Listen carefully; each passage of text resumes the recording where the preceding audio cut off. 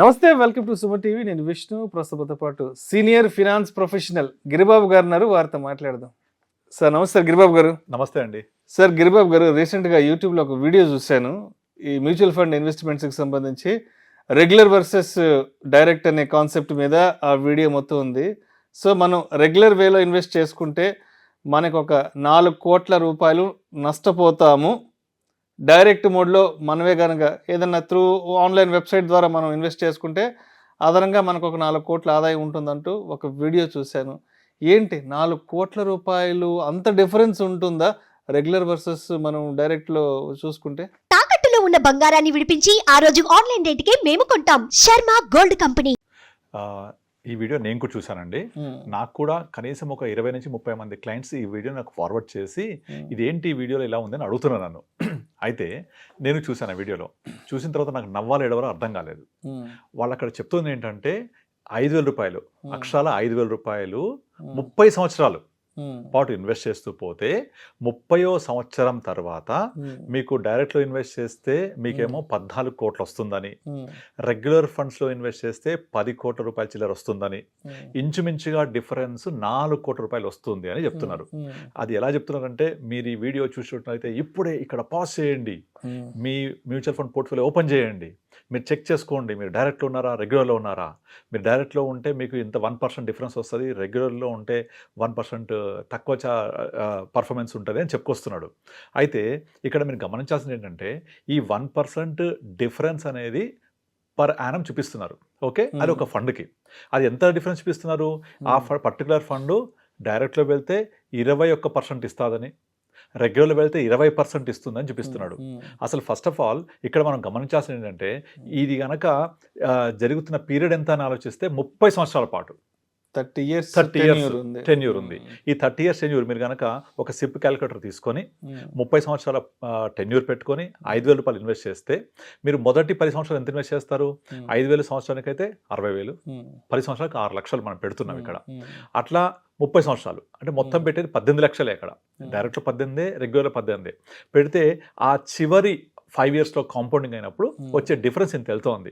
ఇక్కడ ముఖ్యంగా మనం చూడాల్సింది ఏంటంటే, ఇది ఎక్సెల్ పరంగా తీస్తే, నెంబర్ పరంగా తీస్తే కరెక్ట్. ఇది ఎక్సెల్ పరంగా, నెంబర్ పరంగా ఒక ఎక్సెల్ షీట్ వేసుకొని ఇంత పెడుతున్నాము ఇంత చేస్తున్నామని వేస్తే నెంబర్లు కరెక్ట్గా చూపిస్తాయి.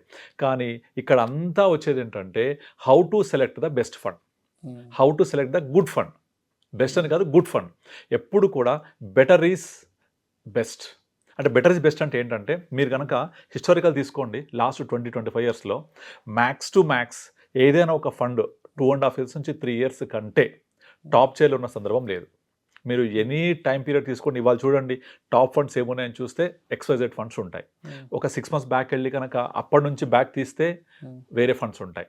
మీరు ఫ్యూచర్లో ఇంకా 6 months తర్వాత తీస్తే వేరే ఫండ్స్ వస్తాయి. ఇలా విన్నర్స్ రొటేట్ అవుతూ ఉంటారు. ఇక్కడ ముఖ్యంగా మనం గమనించాల్సింది ఏంటంటే, ఎప్పుడైనా సరే మ్యూచువల్ ఫండ్స్ కానీ స్టాక్ మార్కెట్లో కానీ రిటర్న్స్ అనేవి జనరేట్ అయ్యేది కేవలం ఆ ఫండ్ పర్ఫార్మెన్స్ వల్ల మాత్రమే కాదు, బిహేవియర్ వల్ల కూడా 90% రోల్ ప్లే చేస్తుంది. Behaviour, economic financial behaviour of A investor makes directly lot of difference in creating the result. ఇక్కడ ఏంటంటే, ఇతను చెప్తున్న ప్రకారం మీకు ఈ 1% తక్కువ రావడం వల్ల 4 కోట్లు చెప్తున్నాడు కదా. అదే మీరు మంచి ఫండ్ సెలెక్ట్ చేసి ఒక అడ్వైస్ ద్వారా వెళ్ళి మీ ఎమోషన్స్ని హ్యాండిల్ చేసుకుంటూ మీకు ఓవర్ ఎ పీరియడ్ ఆఫ్ టైంలో రివ్యూ చేసుకుంటూ పోర్ట్ఫోలియోని ఇంకొక % ఎక్స్ట్రా రిటర్న్ జనరేట్ చేయగలిగితే మీకు 4 కోట్లు పోవడం కాదు, మరో 4 కోట్లు ఎక్స్ట్రా వస్తుంది. దీనికి నేను చాలా ఎగ్జాంపుల్స్ చెప్తా. ఇప్పుడు ఫర్ ఎగ్జాంపుల్ మీరు కనుక లాస్ట్ 25 years హిస్టరీ తీసుకోండి. 25 years బ్యాక్ .com బూమ్ చాలా హైలో ఉండే. అప్పుడున్న ఐటీ కంపెనీస్ యొక్క ప్రైస్ మళ్ళీ సేమ్ ప్రైస్ రావడానికి 20 ఏళ్ళు పట్టింది. తర్వాత IT.com బూమ్ తర్వాత real estate boom, infra boom 2004, 5, 6, 7, 8.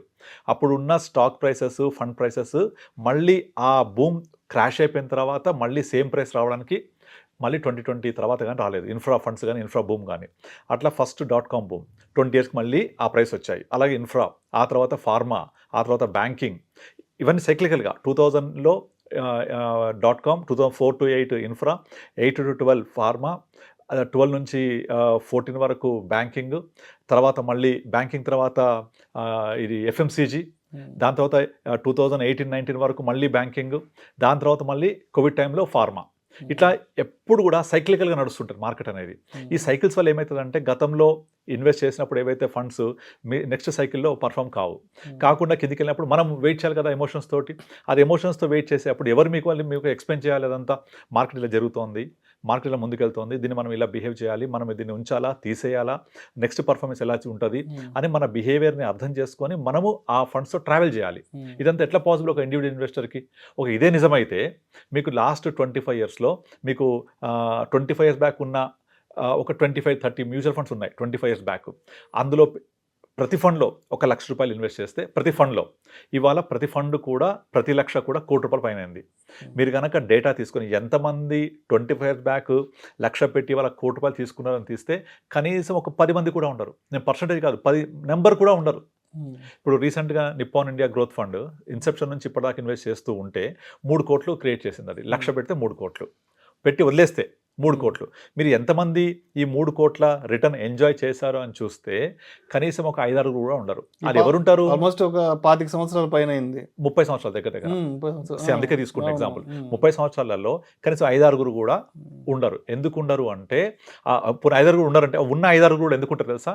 వాళ్ళు చనిపోవడమో మర్చిపోవడమో జరిగింది కాబట్టి ఉన్నారు 5-6 కూడా. ఇది జరిగింది, రీసెర్చ్ చేసి వాళ్ళు ఈ ఫండ్ 3 కోట్లు క్రియేట్ చేసి ఎంతమంది ఈ ఫండ్లో ఉన్నారని చెప్పేసి డేటా తీస్తే ఒక 5 నుంచి 6 మంది ఉన్నారు. అది వాళ్ళని అడ్రస్ పట్టుకొని వాళ్ళ దగ్గరికి వెళ్ళి చెప్పేసరికి అరే మాకు తెలియదు ఈ విషయం, మర్చిపోయాము, మా తాత ఎప్పుడో పెట్టాడు చచ్చిపోయాడు అని చెప్పి చచ్చిపోయాడు అని చెప్పేసి ఇప్పుడు అడుగు చెప్పిన మరుక్షణం విడ్రా చేసేసుకున్నారు. సో ఈ రిటర్న్స్ జనరేట్ అవ్వడం అనేది క్లియర్గా ఒక ఇన్వెస్టర్ బిహేవియర్ పట్టే ఉంటుంది. ఇప్పుడు ఫర్ ఎగ్జాంపుల్ నార్మల్గా మనం ఇంతకుముందు కూడా చెప్పుకున్నాం, ఒక సినిమాలో ఒక 2 కమెడియన్స్ మాట్లాడుకుంటూ ఉంటారు, అరే నువ్వు సిగరెట్ తాగి డబ్బులు వేస్ట్ చేస్తున్నావు, నువ్వు కనుక 10 సంవత్సరాల నుంచి సిగరెట్లు కాల్చకపోయి ఉండి మందు కొట్టకపోయి ఉంటే నేను ఇంత వెళ్తుండేది అంటాడు. మరి నువ్వు తాగుతావు అని అడుగుతాడు వీడు. నువ్వు ఎంత క్రియేట్ చేసావంటే 0, ఏముండదు. అలా అని మీకు 20 years బ్యాక్ మారుతి కార్ కొనే బదులు ఆ డబ్బులు 50,000 ఉండేది 20 years బ్యాక్, 25 years బ్యాక్. ఆ 50,000 పెట్టి మారుతి కార్ షేర్లు కొంటే ఇవాళ దగ్గర బెంజ్ ఉండేది అంటారు. మరి మారుతి కారు కొనలేదు, షేర్లు కొనలేదు, నీ దగ్గర ఏముంది ఇప్పుడు? ఇదంతా థియరిటికల్గా చెప్పడానికే. మీరు కనుక డైరెక్ట్ రెగ్యులర్లో పెడితే మీకు 10 కోట్లే వస్తుంది, డైరెక్ట్లో పెడితే 14 కోట్లు వస్తుంది. అది 30 సంవత్సరాల తర్వాత. ఈ 30 సంవత్సరాల పీరియడ్లో మీరు పెట్టే ₹5,000 10 ఏళ్లలో 6 లక్షలు మనం పెడితే 10 ఏళ్ల తర్వాత 6 లక్షలు ఎంత అవుతుంది? మహా అయితే 20-30 లక్షలు అవుతుంది 10 ఏళ్ల తర్వాత. యాక్చువల్ కాంపౌండ్ ఎప్పుడు జరుగుతూ ఉంటుంది? కాంపౌండింగ్ అనేది 20, 25 years 30 years జరుగుద్ది. ఆ కాంపౌండింగ్ ఫ్యాక్టర్ జరుగుతున్నప్పుడు ఒక పోర్ట్ఫోలియోలో 10 కోట్లు 5 కోట్లు ఉన్నప్పుడు మార్కెట్ వొలటాలిటీని, మార్కెట్ ఫ్లక్చుయేషన్ని తట్టుకొని మనం ఉండగలమా? మనం ఉంటామా? ఉంటేనే కదా ఇది జనరేట్ అయ్యేది. సో కనుక వీళ్ళు ఎలా చెప్తుంటారంటే మీరు ₹4 కోట్ల డిఫరెన్స్ వస్తుంది కాబట్టి ఈ 4 కోట్లు డివైడ్ బై 30 years అంటే సంవత్సరానికి ఇన్ని కోట్లు పోతున్నాయని ఫీల్ అవుతుంటారు, ఇన్ని లక్షలు పోతున్నాయని ఫీల్ అవుతుంటారు. ఇప్పుడు ఇందాక మీరు సిఏజీ ఎంత చెప్పారు? 21%. ఇప్పుడు 30 years అన్నారు కదా, ఇప్పుడు ఏదైతే సమ్ XYZ అనే ఫండ్ 30 years పాటు కన్సిస్టెంట్ గా 21% సిఏజీ జనరేట్ చేస్తుంది. ఇంపాసిబుల్ అది. ఇప్పటిదాకా గత 25 years చేసిన ఫండ్స్ ఉన్నాయి. 20-25% మీకు నిప్పాన్ గ్రోత్ ఫండ్ ఉంది, ఫ్రాంక్లిన్ ఫండ్స్ ఉన్నాయి. ఇదంతా గతంలో. అంటే సెన్సెక్స్ గతంలో 2,100 పాయింట్ నుంచి 70,000కి వచ్చింది. అంటే 70 times పెరిగింది 25 yearsలో. కానీ నెక్స్ట్ 25 yearsలో సేమ్ ఇదే విధంగా 1,000 నుంచి 70,000 వెళ్ళడానికి 70 times ఎట్లయితే అయిందో మళ్ళీ సేమ్ 25 yearsలో 70,000ని మళ్ళీ 70 times వెళ్తుందా? ఇంపాసిబుల్, అది వెళ్ళదు. చాలా టైం పట్టేస్తుంది. ఎందుకంటే సాచురేషన్ పాయింట్ వస్తూ ఉంటుంది. ఇప్పుడు మీకు ల్యాండ్ కూడా తీసుకుంటే గచ్చిబౌలిలో 25 ఏళ్ల క్రితము ఏం ప్రైస్ లేదు, అక్కడ కొంటే ఇవాళ ఫర్ ఎగ్జాంపుల్ గజం ఒక 4 లక్షలు ఉంటుందా? ఒక 5 లక్షలు ఉందనుకుందాం. ఒక 5,000 పెడితే 5 లక్షలు ఉంది. 5,000 పెడితే 5 లక్షలు ఉంది కదా, 20 ఏళ్లలో మళ్ళీ నేను 5 లక్షల్లో కొంటే నాకు 20 సంవత్సరాల తర్వాత ఇదే ప్రొపోర్షనట్గా పెరుగుద్దా అంటే ఇంపాసిబుల్, అది పెరగదు. సో మరి ఇక్కడ మనము తీసుకోవాల్సింది ఏంటి? ఒక ఫండ్ 30 years పాటు 21% పెరిగితే వచ్చే డిఫరెన్స్. మరి ఆ 21% ఆల్ఫా జనరేట్ చేయాలంటే సింగిల్ ఫండ్ జరగడం ఇంపాసిబుల్ ఫస్ట్ ఆఫ్ ఆల్. అంతెందుకు మీకు ఒక 4-5 years back Axis mutual funds, PGIM mutual funds, Canara Robeco mutual funds, Mirae mutual funds, తర్వాత యూటీఐ, ఈ 5 ఫండ్ హౌసెస్ కూడా విపరీతంగా పర్ఫామ్ చేస్తూ డైరెక్ట్ ఇన్వెస్టర్స్ బోల్డ్ మంది ఇన్వెస్ట్ చేశారు. Axis long term, axis small cap, axis blue chip ఇలాంటి ఫండ్స్లలో, యాక్సిస్ ఫోకస్డ్. ఇప్పుడు చూస్తే ప్రతి కేటగిరీలో లీస్ట్ ఉన్న ఫండ్స్ ఏమున్నాయంటే ఇవే: పీజీఎం, యాక్సిస్, కెనరా, తర్వాత యూటీఐ, ఇవన్నీ కూడా లీస్ట్ ఉన్నాయి. సో ఇవన్నీ యూట్యూబ్లో చూసేసి లాస్ట్ 5 ఇయర్స్లో ఎలా పర్ఫామ్ చేసింది, లాస్ట్ 3 ఇయర్స్ ఎలా చేసింది, లాస్ట్ 10 ఇయర్స్ ఎలా చేసింది అని తీసుకొని చేస్తే నెక్స్ట్ 5 ఇయర్స్కి అది పర్ఫామ్ చేయదు. అయితే ఇక్కడ మనం గమనించాల్సింది ఏంటంటే ఆ నెక్స్ట్ 5 ఇయర్స్ ఎందుకు చేయట్లేదు, రీజన్ ఏంటి, అసలు ఫస్ట్ ఆఫ్ ఆల్ ఒక ఫండ్ పెరగడానికి కారణం ఏంటి, తగ్గడానికి కారణం ఏంటి, ఇది అర్థం చేసుకోవాలి. ఒక ఫండ్ ఎందుకు పెరుగుతుంది చెప్పండి, దాంట్లో ఉన్న అండర్లయింగ్ అసెట్సే కదా. What are underlying assets? Stocks. ఈ స్టాక్స్ 5 ఏళ్ల క్రితం ఏ స్టేటస్లో ఉన్నాయి, అప్పుడున్న సైకిల్ ఏంటి, అప్పుడున్న మార్కెట్ సైకిల్ ఎలా పెరగడం మొదలుపెట్టింది, కనుక ఈ ఫండ్ ఎలా పెరిగింది, నెక్స్ట్ సైకిల్ ఏం రాబోతోంది, ఏ సైకిల్ ఎలా వెళ్తుంది, ఇప్పుడున్న పిఈ రేషియో ఎంత, ఫండ్ మీద సేమ్ ఫండ్ మీద ఉన్నాడా లేదా, లేకపోతే ఈ ఫండ్లో ఉన్న టోటల్ ఇన్వెస్ట్మెంట్ కార్పస్ ఎంత ఉంది, ఎంత పెరుగుతోంది. ఇంకోటి కూడా ఉంటుంది, ఏయుఎం ఫండ్లో పెరిగినా కొద్దీ అన్మేనేజబుల్ స్థితికి వెళ్ళిపోతుంటుంది. For example Nippon small cap అందరు విపరీతంగా పెడుతూ ఉంటారు, ఇప్పుడు అది అన్మేనేజబుల్ స్థాయికి వెళ్ళిపోయింది. Number of stocks more than 80-90కి వెళ్ళిపోయాయి. అది కనుక మార్కెట్ స్మాల్ క్యాప్ కనుక పడడం మొదలు పెడితే ఫస్ట్ పడే స్టాక్స్ ఇలాంటివే, ఫస్ట్ పడే ఫండ్స్ ఇలాంటివే. కనుక ఇదంతా అర్థం చేసుకోవాలి. ఇది అర్థం చేసుకొని మనము ఎప్పుడు కూడా better than the best try చేయాలి. మ్యూచువల్ ఫండ్స్ నార్మల్గా ఎంత ఇస్తాయి, 12 నుంచి 15 ఇస్తాయి. మనము 15 కంటే ఎంత ఎక్స్ట్రా ఆల్ఫా జనరేట్ చేయగలుగుతున్నాము అది చూడాలి. అంతేగాని 1 ఇయర్లో ఈ ఫండ్ ఇంత ఇచ్చింది, రెగ్యులర్ వెల్త్ ఇంత ఇచ్చింది, ఈ 1% డిఫరెన్స్ వచ్చింది, దీన్ని లెక్కేసుకొని ఎక్సెల్లో రాసుకొని మొత్తం చెక్ చేసి 4 కోట్ల డిఫరెన్స్ వస్తుందంటే practical it is highly not possible practically. So కనుక మా దగ్గరికి వచ్చే వాళ్ళలో ఆల్మోస్ట్ ఎవ్రీ డే నాకు వచ్చే ఇన్వెస్టర్స్లో మినిమం ఒకళ్ళో ఇద్దరు నేను డైరెక్ట్లో పెట్టాను, నా పోర్ట్ఫోలియో 20 లక్షలు 15 లక్షలు అయింది, కానీ వేరే ఫండ్స్ అన్నీ కూడా చాలా పెరుగుతున్నాయి, నేను పెట్టిన ఫండ్స్ పెరగట్లేదు. ఎందుకు పెరగట్లేదు అంటే మీరు అన్నీ కూడా గత 5 ఏళ్ళు గత 3 ఏళ్ళు ఏం పెరిగాయో చూసి కొన్నారు. ఈ లాస్ట్ 1.5 ఇయర్లో మార్కెట్ పెరిగినట్టుగా గతంలో ఎప్పుడు పెరగలేదు, అంత బాగా పెరిగింది. పెరిగినప్పుడు కూడా నా ఫండ్స్ ఎందుకు పెరగట్లేదు అంటే అవన్నీ ఆల్రెడీ పాస్ట్ పర్ఫార్మ్డ్ ఫండ్స్. మీరు ఇన్వెస్ట్ చేయాల్సింది అది పెరిగిన తర్వాత కాదు, పెరగక ముందు. మనం పెరగక ముందు ఇన్వెస్ట్ చేయాలి, అది ఎవరు చెప్తారు? అండ్ ఒకవేళ ఇంకొకటి ఏంటంటే సపోజ్ ఇప్పుడు ఈ 1% డిఫరెన్స్ అనేది 4 కోట్లు మీరు కోల్పోలాగా చేస్తే అడ్వైజర్ డెఫినెట్లీ మీకు మంచి ఫండ్ సెలెక్ట్ చేసి మీ చేయి పట్టుకొని మీరు దీంతో ట్రావెల్ చేయడానికి హెల్ప్ చేస్తారు.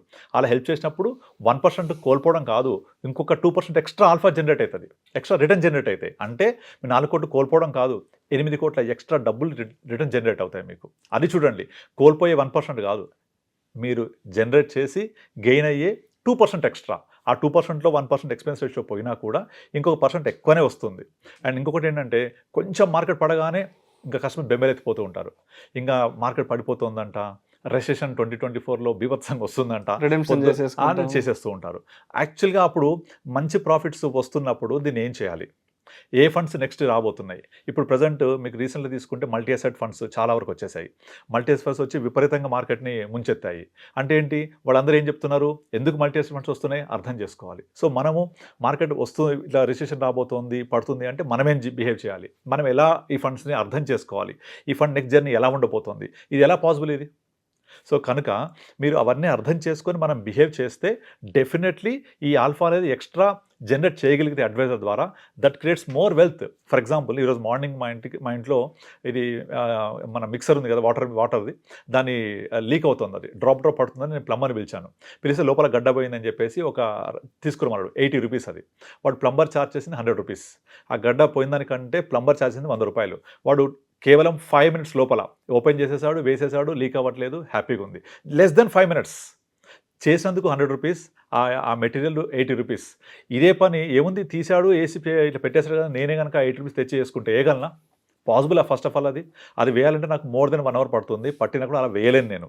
Because the expertise makes all the difference.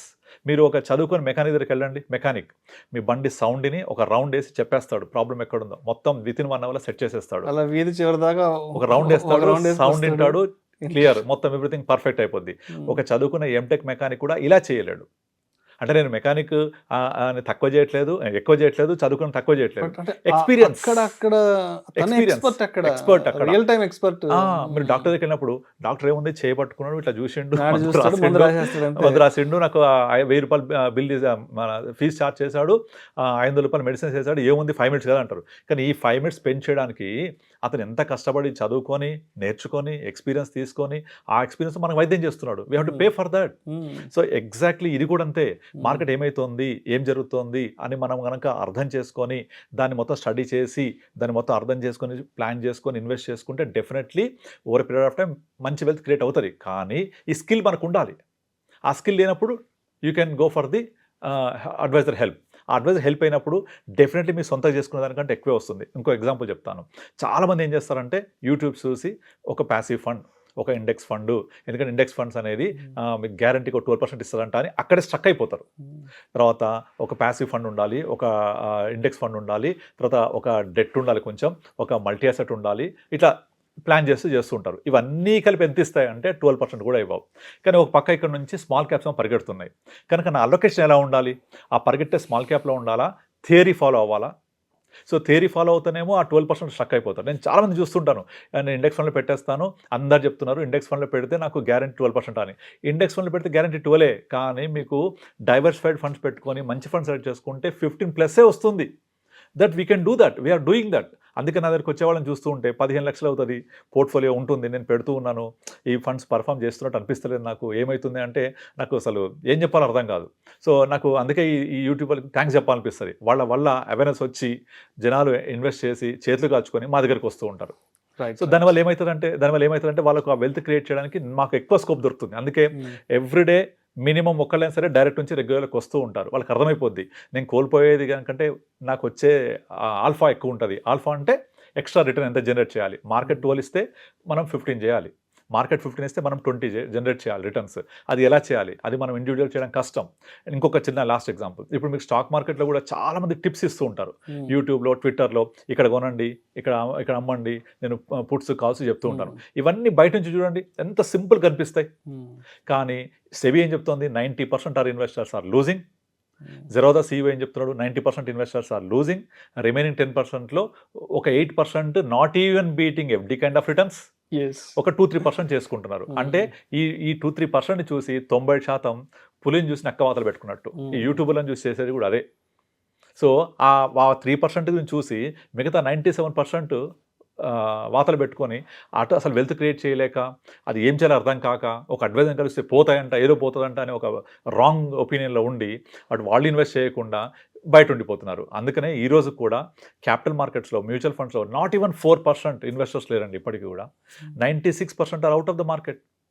మొత్తం క్యాపిటల్ మార్కెట్స్లో మొత్తం ఉన్న ఇండియాలో ఉన్న demat accounts less than 8 crores. Mutual fund investors, unique investors, unique PAN less than 4 crores. అంటే ఇన్ని 150 కోట్ల పాపులేషన్లో ఒక 50 కోట్ల మందికి కెపాసిటీ ఉంది ఇన్వెస్ట్ చేయాలనుకుంటే, అందులో ఇన్వెస్ట్ చేసింది 4 crores. కానీ ఇది విని భయపడిపోయి రిమైనింగ్ 96% దీని గురించి డిస్కస్ చేస్తూ ఉంటారు. But actual investors only 4%. అందులో కూడా 85% of investors comes from regular, not direct. ఆ రెగ్యులర్ వచ్చే వాళ్ళే డబ్బులు వెల్త్ క్రియేట్ చేసుకుంటున్నారు. 11 సంవత్సరాల తర్వాత డైరెక్ట్ వచ్చిన తర్వాత కూడా డైరెక్ట్లో ఉన్న ఇన్వెస్టర్స్ ఎంతమంది అంటే not even 15% retail investors. Remaining ఇంకా అంతా కూడా కార్పొరేట్స్ ఉంటారు, వాళ్ళు డైరెక్ట్లో వెళ్తారు, అది కూడా లిక్విడ్ ఫండ్స్, డెట్ ఫండ్స్లోనే. సో ఇంత తక్కువ పెనిట్రేషన్ ఎందుకు ఉంది అంటే బిహేవియర్ ఫైనాన్స్, బిహేవియరల్ సైన్స్. ఈ బిహేవియరల్ సైన్స్ బట్టే రిటర్న్స్ జనరేట్ అయితే తప్ప మనము ఇవన్నీ జుగాడ్ చేసి ఇవన్నీ నెంబర్స్ తీసుకుంటే కావు. ఎక్సెల్ మాత్రం బాగా చూపిస్తుంది, బట్ రియల్ టైం కన్వర్ట్ అవ్వడం చాలా చాలా కష్టం. అందుకనే always regular is better than direct, because you should know what to invest, what not to invest. Right sir. Thank you so much Giribabu గారు. థ్యాంక్ యూ అండి. రెగ్యులర్ మ్యూచువల్ ఫండ్ ఇన్వెస్ట్మెంట్కి, direct mutual fund ఇన్వెస్ట్మెంట్కి ఉన్నటువంటి తేడా గురించి ప్రేక్షకులకు చాలా చక్కగా మంచి ఎగ్జాంపుల్స్తో మీ అనాలిసిస్ తెలియజేస్తారు. Thank you so much sir. Thank you అండి. ప్రేక్షకుల విజ్ఞప్తి, ఈ వీడియోలో ప్రస్తావించబడిన అంశాలు కేవలం ప్రేక్షకులకు అవగాహన కొరకు, ఇన్ఫర్మేషన్ కొరకు, ఎడ్యుకేషన్ పర్పస్ కొరకు మాత్రమే. ఇవి మా రికమెండేషన్ అయితే కాదు. పెట్టుబడులు పెట్టేవాళ్ళు మీ పర్సనల్ ఫినాన్స్ ప్రొఫెషనల్ సంప్రదించి మాత్రమే తుది నిర్ణయం తీసుకోగలరని మా మనవి. Thank you sir. Thank you అండి.